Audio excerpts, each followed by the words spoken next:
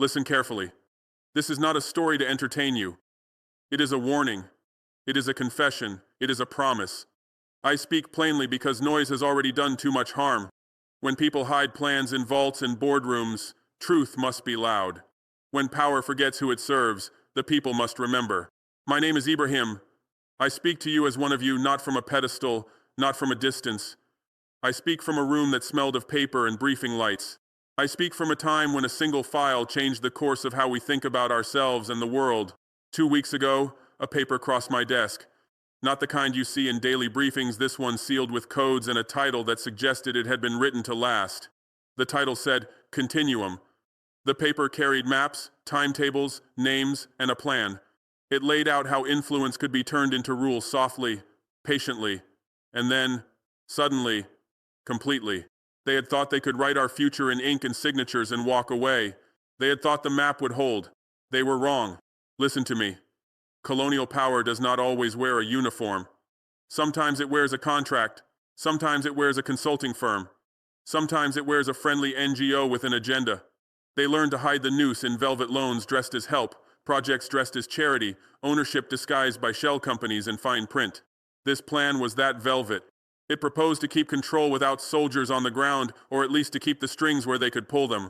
Ports, rail lines, data centers, mining royalties, media channels, all placed in corridors and companies and deals that aimed to shape decisions long before they reached the halls of power.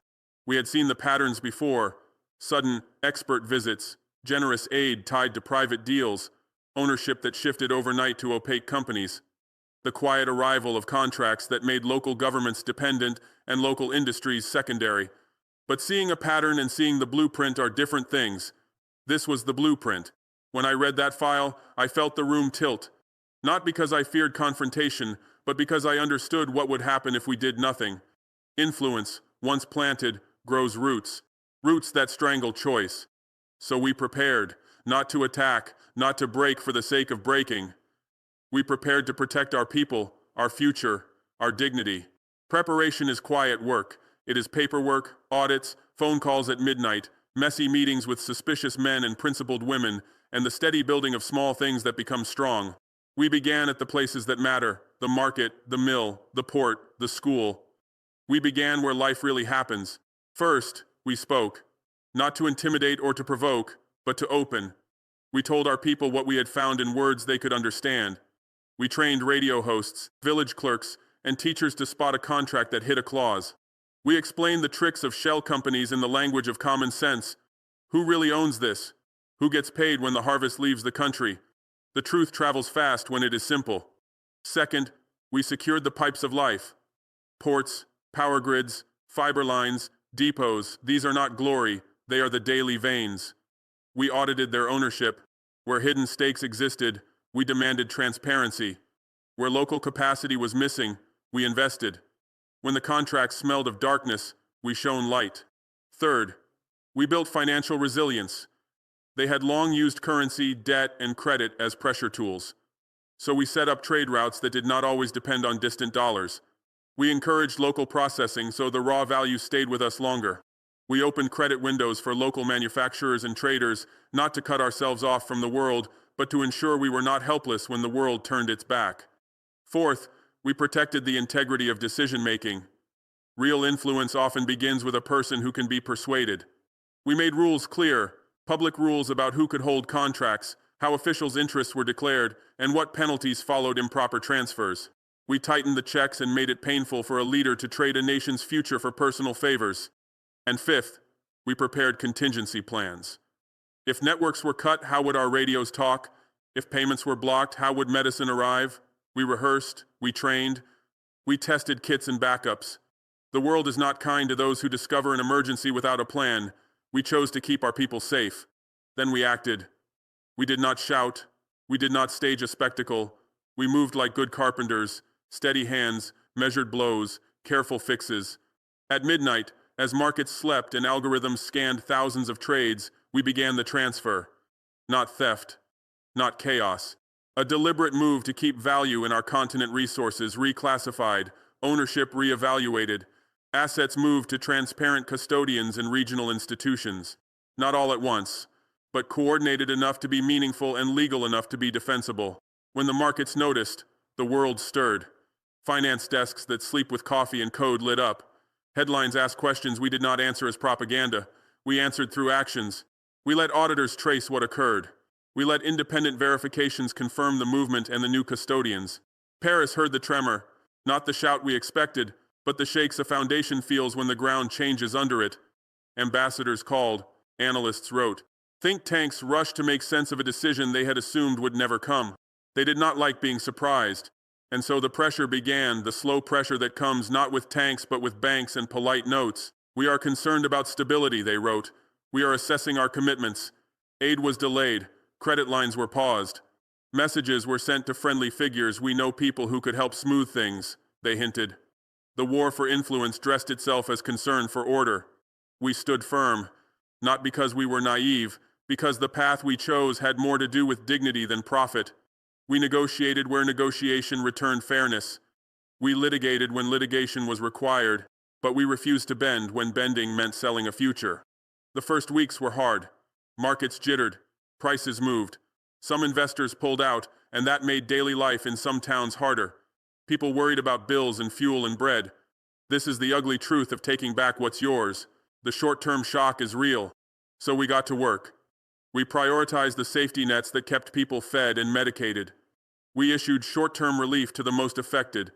We ensured fuel for ambulances and boilers for schools. That was not politics. That was basic governance. People must eat while we rebuild better systems. We also exposed what had been hiding in plain sight. We released selected documents to independent press and asked journalists to follow the threads. We invited international auditors. We said to the world, check us.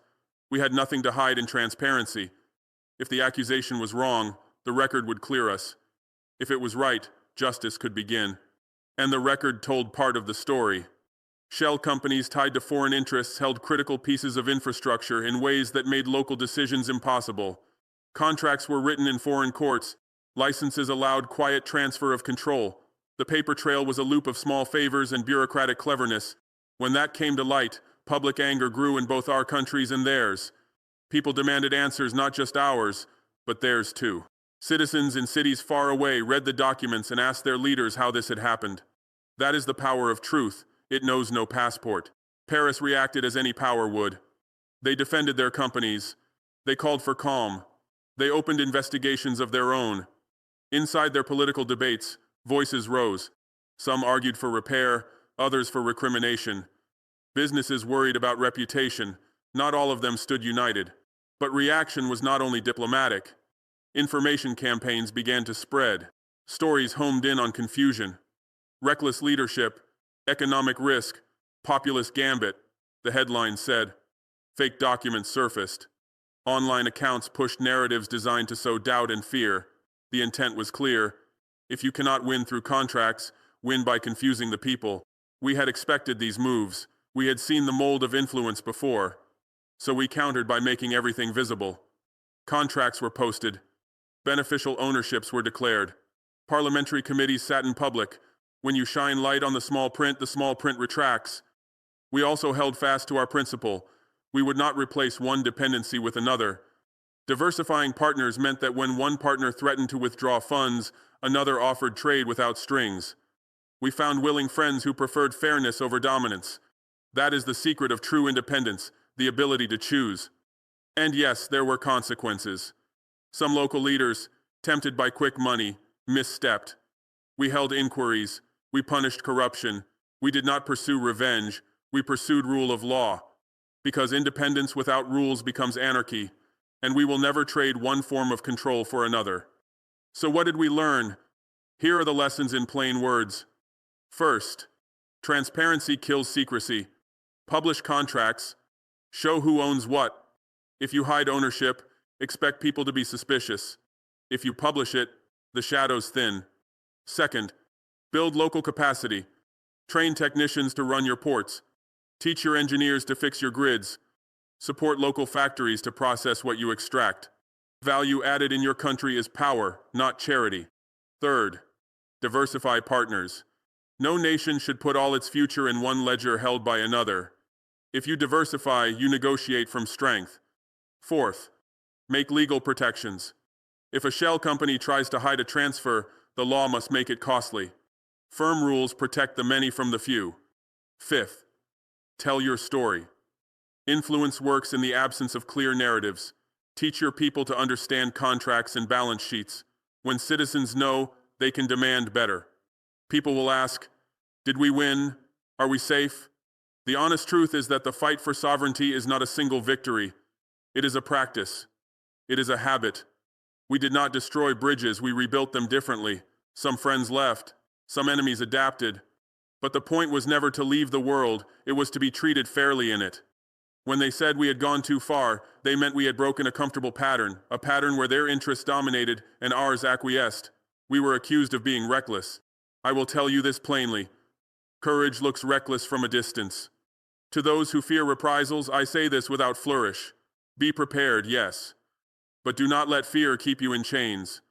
We strengthened our logistics, our food stores, and our local banks. We planned for shocks so families would not suffer while we made longer-term changes. Governments must think of weeks and of decades. We thought of both. There is one thing that hurt me more than markets and threats. When our own people doubted, they read a headline and worried the house would fall. I walked markets at night. I listened. I heard the questions and the fears. It made me humble. Leadership is not an office. It is the slow work of convincing your people you are acting for them, not for show. So whenever I spoke of bold moves, I also explained the steps to keep life steady. For every contract we rewrote, we created a program to keep the mill running. For every redirected asset, we ensured that wages would continue to be paid. We did not make speeches and abandon work.